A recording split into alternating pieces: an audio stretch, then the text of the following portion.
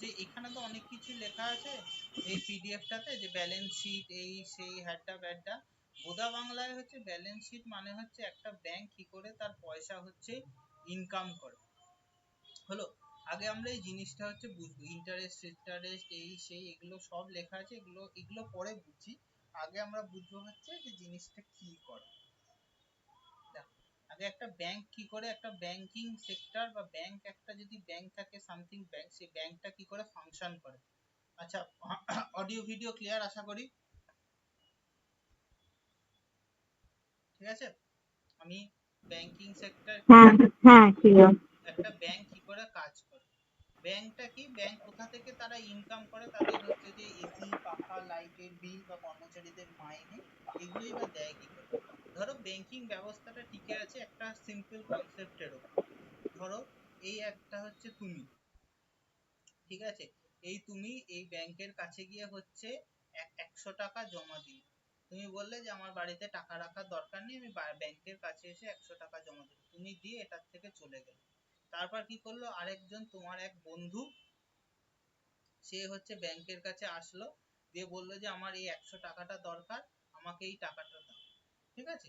এ কি বললো, বললো ঠিক আছে দিব তোমাকে, এই যে ব্যাংক, এটা হচ্ছে ধরো এসবিআই ব্যাংক, এই ব্যাংক কি বললো ঠিক আছে তুমি আমার কাছে বিশ্বাস করে রেখেছো, এই টাকাটা আমি তোমাকে হচ্ছে 25 টাকা সুদ দেবো, ঠিক আছে। আর ও বললো যে তুমি তুমি আমার থেকে টাকাটা নিচ্ছ, ঠিক আছে, তো আমি তোমাকে তো খুশি, কিন্তু তোমাকে কি করব, তোমাকে এর জন্য তোমাকে খালি 100 টাকা ফেরত দিলে হবে না, এর সাথে আরো বেশি কিছু টাকা দিতে হবে, তোমাকে মোট 150 টাকা ফেরত দিতে হবে। তার মানে কি, এই যে 50 টাকাটা ব্যাংকের ইনকাম হলো, তার থেকে 25 টাকা বাদ দিয়ে গেল, এই যে 25 টাকাটা, এই 25 টাকাটার ব্যবসা ব্যবস্থাতেই চলছে হচ্ছে তোমার টোটাল আমাদের ব্যাংকিং সিস্টেম। ব্যাংকিং সিস্টেমে কি ধরা হয়, যারা একসাথে টাকা জমা রাখতে এসছে আর যারা একসাথে লোন নিতে এসছে, তারা কোনো সময় একসাথে, এই দুটো লোক একসাথে আসবে না, টোটালি সিস্টেমটার উপরেই হচ্ছে এই ব্যাংকিং সিস্টেম চলছে। এইবার তুমি বলতে পারো যে আমি কিভাবে টাকা নিই আর কিভাবে টাকা দিই, এইটা বোঝানোর জন্য নেক্সট কনসেপ্ট হচ্ছে আমরা স্লাইডে যাব, ব্যাংকের কাছে কি জিনিসপত্র কি টাকা থাকে না থাকে। দেখো এবার হচ্ছে পিডিএফটার মধ্যে আমরা হচ্ছে ঢুকবো, কি লেখা আছে ব্যালেন্স শিটে, লায়াবিলিটি এন্ড হচ্ছে অ্যাসেটস। লায়াবিলিটি আর অ্যাসেটস মানে কি, লায়াবিলিটি মানে কি বলেছিলাম, যে টাকাটা আমার কাছে আছে আমি দেখতে পাচ্ছি, কিন্তু মানে আমার কোনো কিছু বেচে বা কোনো কিছু করে আমার কাছে এসছে, কিন্তু সেই টাকাটা আমাকে কোনো না কোনো ভাবে সেই জিনিসটা রিটার্ন দিয়ে দিতে হবে, সেটাকে বলা হয় হচ্ছে লায়াবিলিটি। লায়াবিলিটি মানে হচ্ছে মাথায় চিন্তার ভাঁজ। আর অ্যাসেটস মানে কি, অ্যাসেট মানে যেটা আমার একটা কোনো কিছু, মানে আমার কাছে ধরো আজ আমি সোনা কিনে রেখেছি, আমার কাছে ওটা একটা অ্যাসেট, আমি 10 বছর পর বেচবো সেই জিনিসটা। এবার ব্যাংকের ক্ষেত্রে কিভাবে জিনিসটা পুরোটা ঘুরে যায় সেই জিনিসটা হচ্ছে দেখো, ব্যাংকের কাছে কি কি জিনিস থাকে, ব্যাংকের কাছে হচ্ছে দুটো ভাবে হচ্ছে আমরা টাকাটা রাখতে পারি। কি কি ভাবে টাকাটা রাখি, এক সেকেন্ড দাঁড়াও, আমি এখানে চার্জ কত আছে, চার্জ আছে তোমার হচ্ছে 54%, আমি চার্জারটা কানেক্ট করে নিই, দুম করে ব্যাটারিটা চার্জ হয়ে যাবে।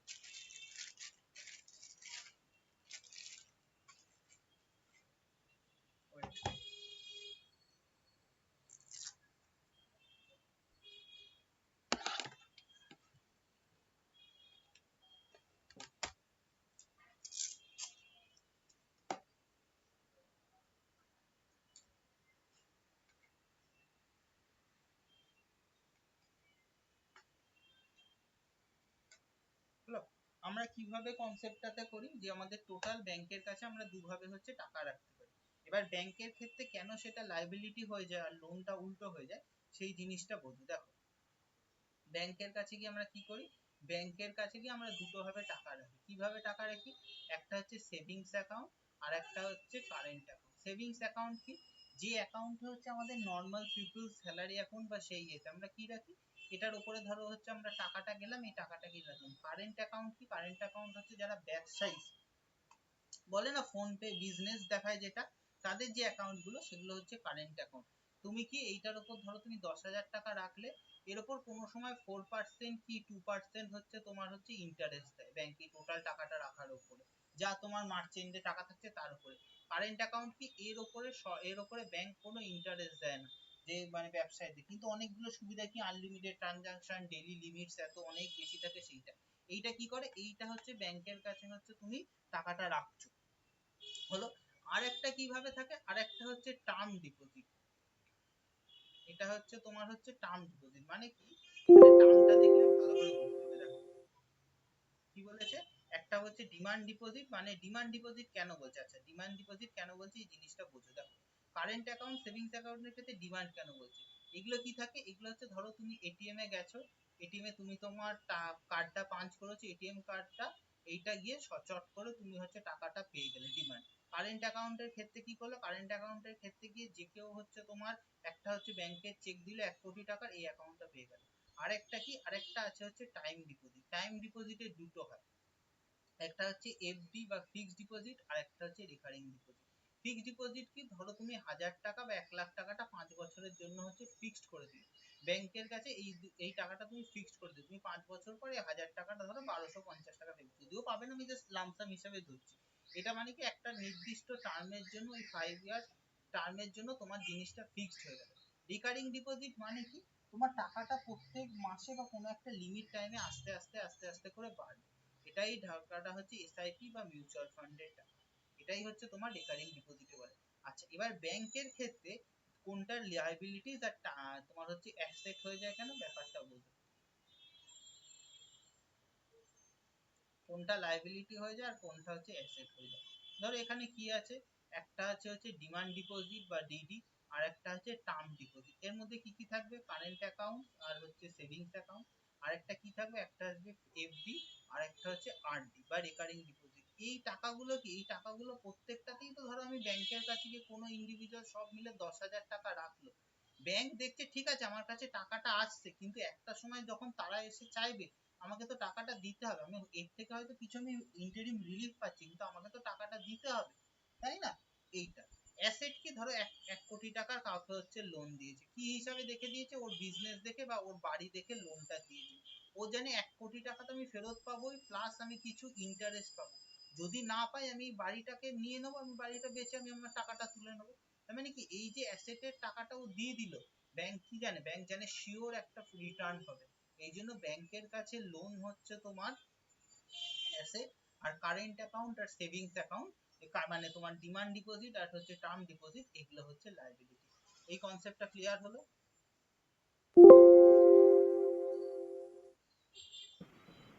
হ্যাঁ। এই কনসেপ্টটা ক্লিয়ার হলে এইবার দেখো পরের কি পার্ট গুলো এসছে, একটা একটা করে পার্ট দেখো, তাহলে বুঝতে হচ্ছে সুবিধা। এইটা হলো ব্যালেন্স ডিপোজিট। এরপরে আসবে হচ্ছে তোমার কি কি আছে দেখো। আচ্ছা এরপরে আসবে হচ্ছে ব্যাংকের। এইবার ধরো হচ্ছে যে প্রথম গল্পটা বলেছিলাম, এই যে monetary two inflation, inflation deflation বোঝাচ্ছি পরে, তার আগে হচ্ছে সিআরআর এসএলআর কোথায় গেল, এই স্ট্যাটিউটারি লিকুইডিটি রেশিও আর হচ্ছে এনডিটিএ। আচ্ছা এইটা আগে হচ্ছে বোঝা, তাহলে হচ্ছে বুঝতে পারবে জিনিসটা কি করে। কি বলেছিলাম, তোমরা দুজন বন্ধু মিলে আসছো, এ 1000 টাকার 100 টাকা রেখে দিল, আর এ কি করলো, এ হচ্ছে তোমার হচ্ছে পরে এসে 100 টাকাটা নিল, ঠিক আছে। এইবার ধরো 100 টাকাটা তুমি হচ্ছে ধরো এই জিনিসটা ভুলে যাও, ধরো সবকিছু হচ্ছে ভুলে যাও। আচ্ছা নতুন একটা স্লাইডেই ধরো এই যে ব্যাংকের কাছে এসছিলে, এ তুমি 1000 টাকাটা রাখতে এসছিলে, করে দিয়েছো হচ্ছে ফিক্সড ডিপোজিট, তুমি জানো যে 5 ইয়ার্স এর জন্য করেছো, আর এসবিআই ব্রাঞ্চের যে ম্যানেজার সেও জানে 5 বছর পর ও টাকাটা 1000 টাকাটা, এই 1000 টাকাটা কাউকে 3 বছরের জন্য লোন দিয়ে দিয়েছে, তোমাকে দিতে হচ্ছে 1250 টাকা, আর এর থেকে নিতে হচ্ছে তোমার 1400 টাকা। হ্যাঁ দিয়ে হচ্ছে এ কি করছে, এ জানতে পারে ব্যাংকের ম্যানেজার চুপচাপ বসেছিল, কিন্তু তুমি 2 বছরের মাথায় গিয়ে বলছো যে না ভাই আমার ফিক্সড ডিপোজিট আমি ভাঙতে চাইবো, আমার টাকাটা দরকার। ব্যাংক বললে ঠিক আছে ভাঙতে তো তুমি চাইবা, কিন্তু হচ্ছে তুমি যেহেতু বলেছিলে 5 বছরের কমিটমেন্ট, আমি তোমাকে এত তো সুদ দিতে পারবো না, 1250 টাকা দিতে পারবো না, তোমাকে আমি 1100 টাকা দেবো। তুমি বললে সে যা দেবেন দেবেন, কিন্তু আমাকে আমাকে টাকাটা দেন। কিন্তু এবার ব্যাংকের কাছে তো টাকা নেই, ও তো 1000 টাকা লোন দিয়ে দিয়েছে। এবার ব্যাংক কি করবে, ও তো আর বলবে না যে ব্যাংকের যারা স্টাফ আছে যে ভাই তুই তোর বউয়ের গয়না বেচে আমাকে টাকাটা দে, সেভাবে তো একটা সিস্টেম চলে না। এই পরিস্থিতি যাতে না হয়, তখন তার জন্য আরবিআই হচ্ছে আগে থেকে ভেবে রেখেছে। তাই আরবিআই কি করেছে, আরবিআই বলেছে তোমার এই current account, savings account, fixed deposit, recurring deposit, এই যে টোটাল যে লাইবিলিটি, মানে এই যে টাকাগুলো, মানে কি নেট এনডিটিএল কথাটা কি আছে, net demand and time liabilities, এই যে লাইবিলিটিস গুলো আছে, এর কিছুটা অংশ তোমার হচ্ছে ক্যাশে রাখতে হবে, আর কিছুটা অংশ ক্যাশে না রাখলে এক হচ্ছে গোল্ডে রাখতে হবে।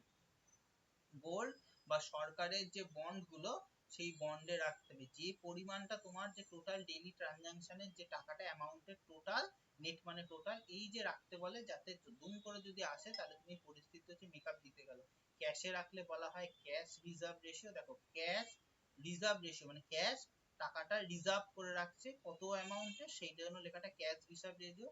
এসএলআর মানে স্ট্যাটিউটরি লিকুইডিটি রেশিও, মানে স্ট্যাটিউটরি লিকুইডিটি আর হচ্ছে রেশিও মানে হচ্ছে টোটাল আমার রাখতে হবে আর কতটা লিকুইডে রাখতে হবে। ডিরেক্ট ক্যাশে রাখলাম না, গোল্ডে তুমি গোল্ড বেচেও জিনিসটা পেয়ে যাবে, বাবা বন্ডটা বেচেও পেয়ে যাবো। এই জন্য এই দুটোকে বলা হয় হচ্ছে স্ট্যাটিউট, একটাকে বলা হয় সিআরআর আর একটাকে বলা হয় হচ্ছে এসএলআর। বোঝা গেল কেন সিআরআর এসএলআর কেন কি এটা, এই গল্পগুলো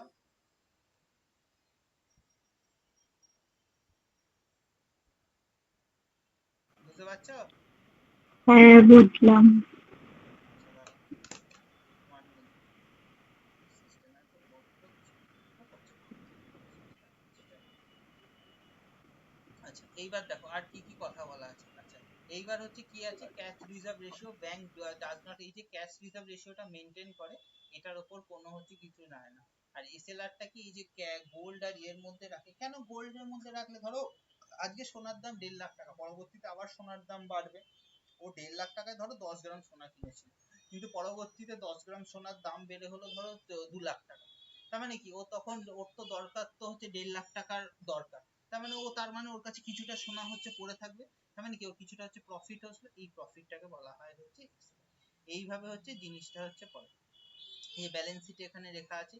এই যে in case of inflation R deflation, inflation মানে কি, ইনফ্লেশন মানে হচ্ছে যখন হচ্ছে আমাদের জিনিসের বাজারে হচ্ছে সবকিছু জিনিসের দাম বাড়ে সেটাকে বলা হয় হচ্ছে ইনফ্লেশন।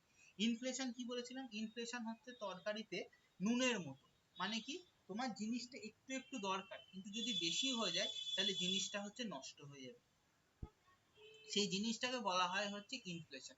ইনফ্লেশনের মানে কি, ইনফ্লেশনের মানে কি লোকের হাতে গোদা বাংলায় দুটো হয়, একটা হচ্ছে ডিমান্ড পুল আর একটা হচ্ছে কস্ট পুশ। ডিমান্ড পুল মনে পড়ছে আগের দিন যে টার্ম জিনিসগুলো বলেছিলাম?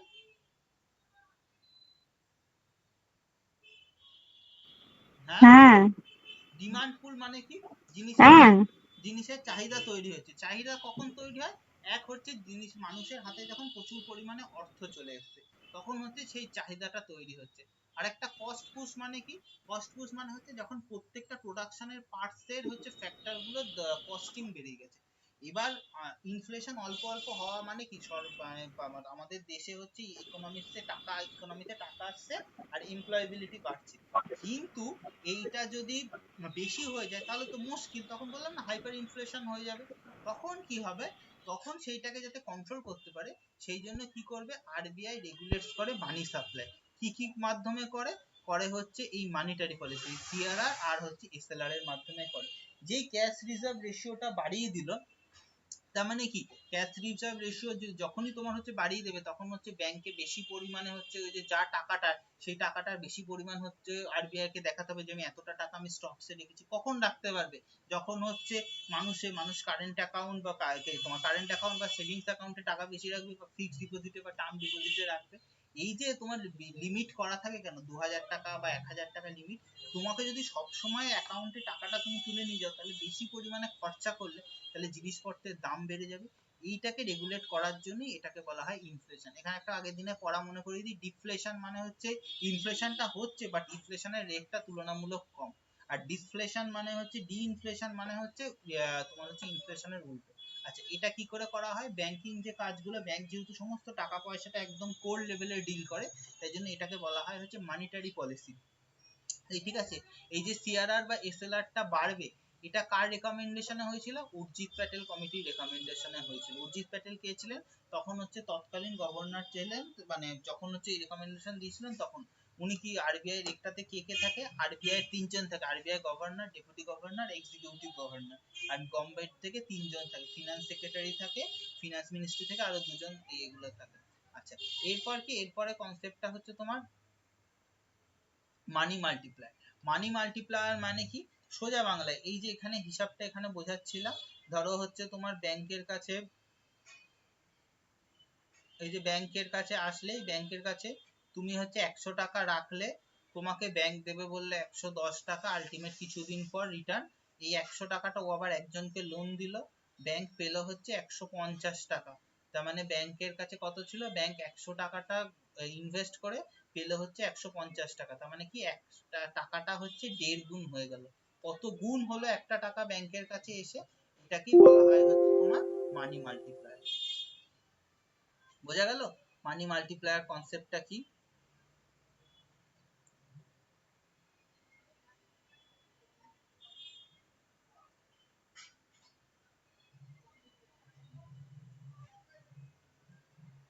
বুঝতে পেরেছো?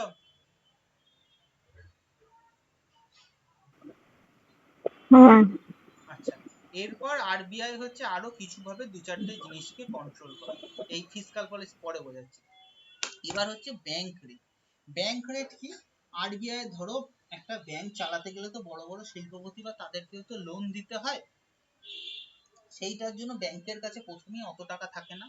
এবার আরবিআই কি বলছে, আরবিআই বলছে ঠিক আছে তুমি লোন দেবে, সে একটা ইন্ডাস্ট্রি করবে, টাকাটা মার্কেটে টাকা আসবে, লোকে কাজ পাবে, ভ্যালু বাড়বে, তাতে ভালো তো, তুমি আমার থেকে লোন নিয়ে যাও। এই যে লোনটা নিয়ে যায়, তো বলছে তোমাকে কোনো কিছু আর কি যাকে বলে না কোল্যাটারাল, মানে কোনো কিছু বন্ধক রাখতে হবে না। সেই বন্ধক যে রাখতে হবে না, এইটাকে যে বলে, এটাকে বলে কোল্যাটারাল ফ্রি তোমার হচ্ছে লোন, মানে বা নো কোল্যাটারাল। ঠিক আছে, এই যে যে রেটে হচ্ছে ব্যাংক হচ্ছে দেয়, সেটাকে বলা হয় হচ্ছে তোমার ব্যাংক রেট।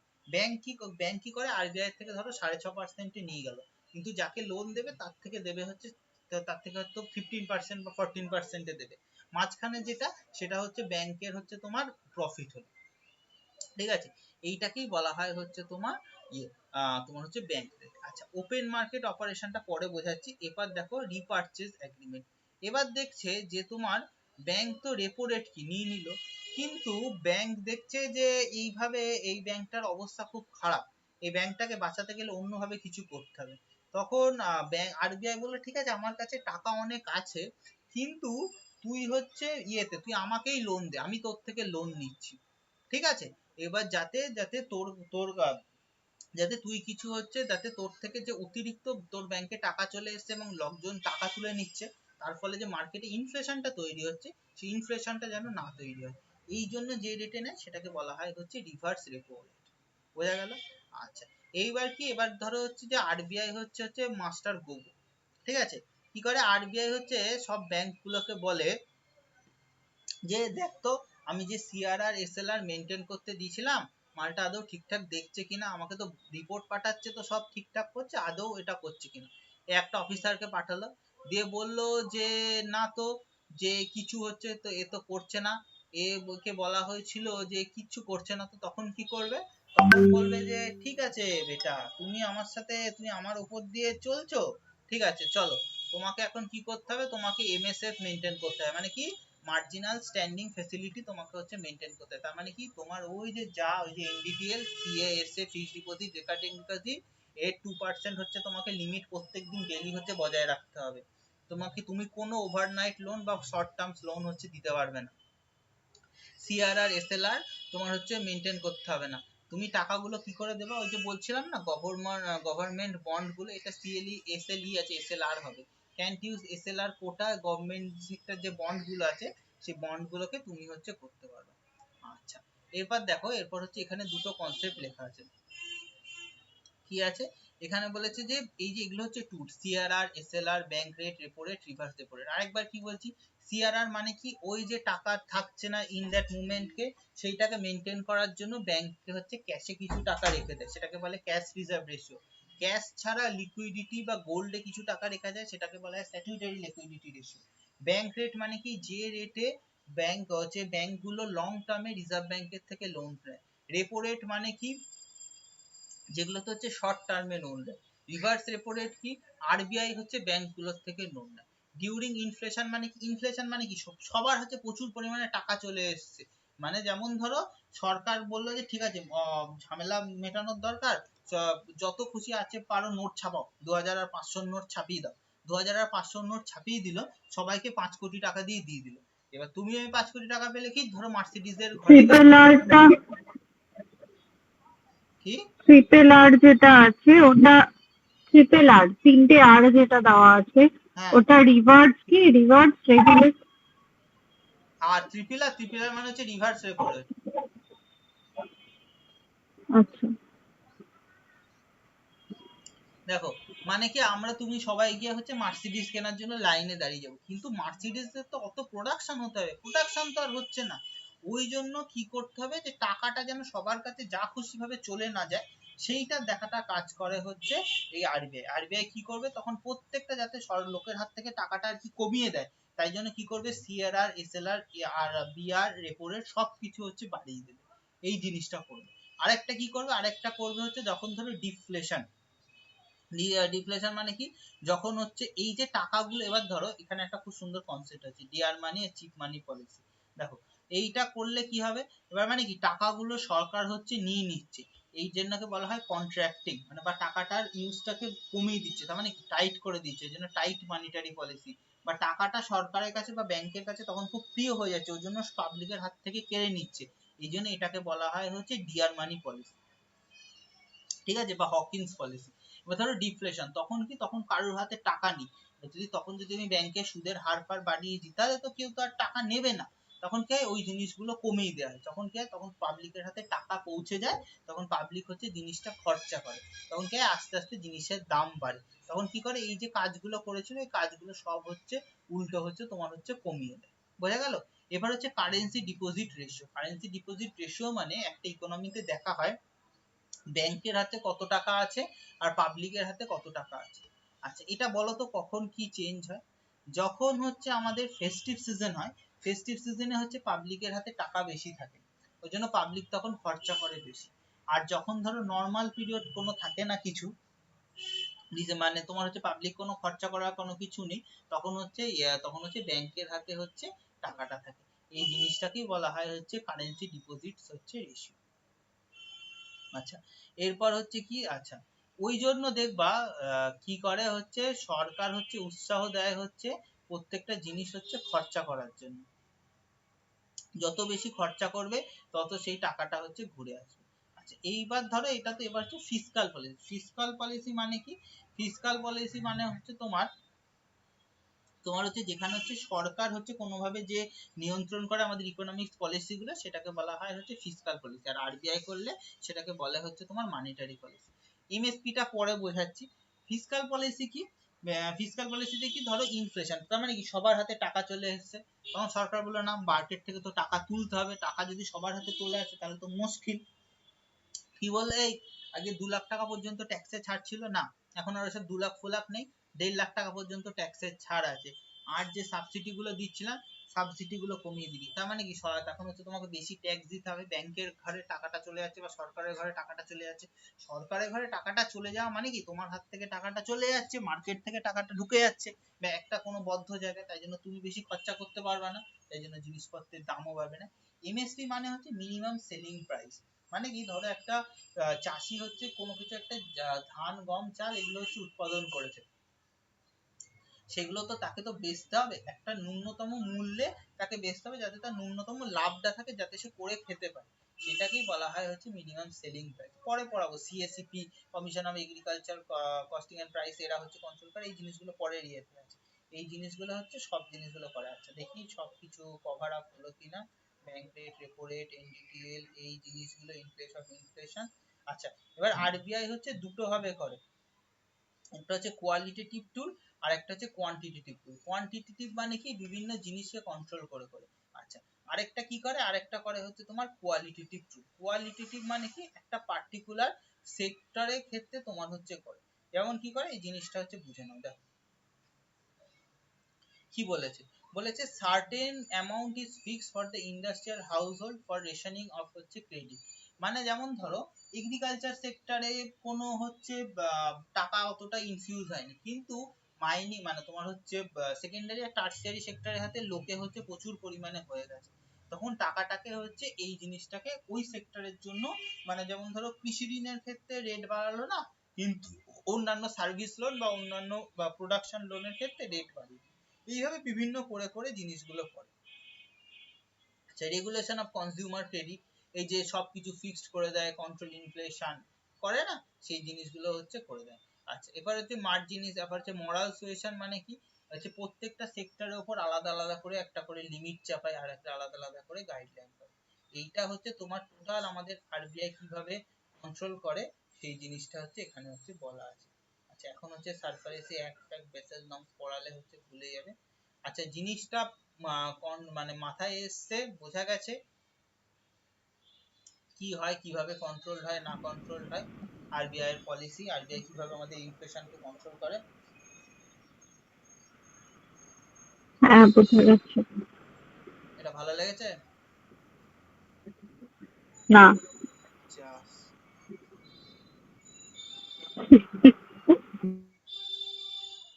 আচ্ছা দেখো, ভালো না লাগলেও তো পড়তে তো হবে, কিছু তো করার নেই। ভালো লাগুক না লাগুক অপশন তো নেই, পড়তে হবে। দেখো আর ইকোনমিক্স বোঝাবো?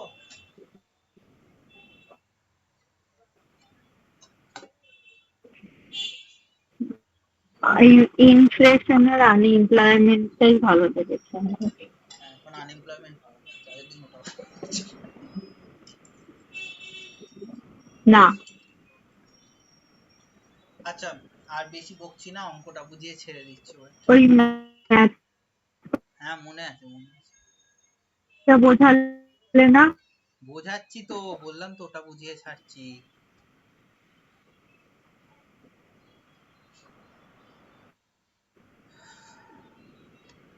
দেখো খুব সহজ, কিছুই না। দেখো আমরা কিভাবে করি, ডিসকাউন্টটাকে তুমি এ ধরো আর এটা মার্কআপ পার্সেন্টেজ, মার্কআপ পার্সেন্টেজ মানে দিন কতটা চলে জিনিস। গেল। হ্যাঁ হ্যালো হ্যালো, আরে বললাম স্ক্রিন চলে গেছে। স্ক্রিন উড়ে গেছে? আচ্ছা, হ্যাঁ এখন তো হওয়ার কথা না। দাঁড়াও আরেকবার শেয়ার করছি।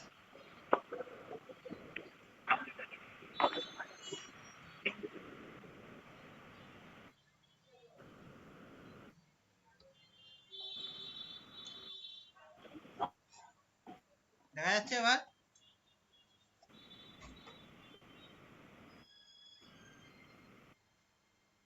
বললাম স্ক্রিন চলে গেছিল। স্ক্রিন চলে গিয়েছিল, এখন দেখা যাচ্ছে, সেটাই বলছি। এটা অঙ্কটা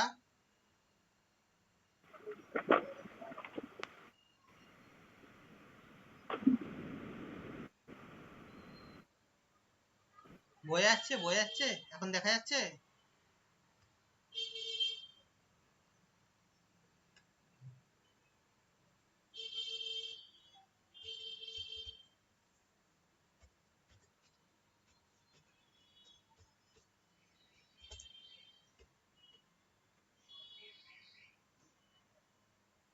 এ দেখো ডিসকাউন্ট মানে হচ্ছে কতটা ছাড় দেওয়া হয়, আর মার্কআপ পার্সেন্টেজ মানে কত পার্সেন্ট হচ্ছে দাম বাড়িয়ে রেখেছি। ধরো একটা জিনিসের দাম 100 টাকা, আমি 10% হ্যাঁ মার্কআপ, দেখা যাচ্ছে।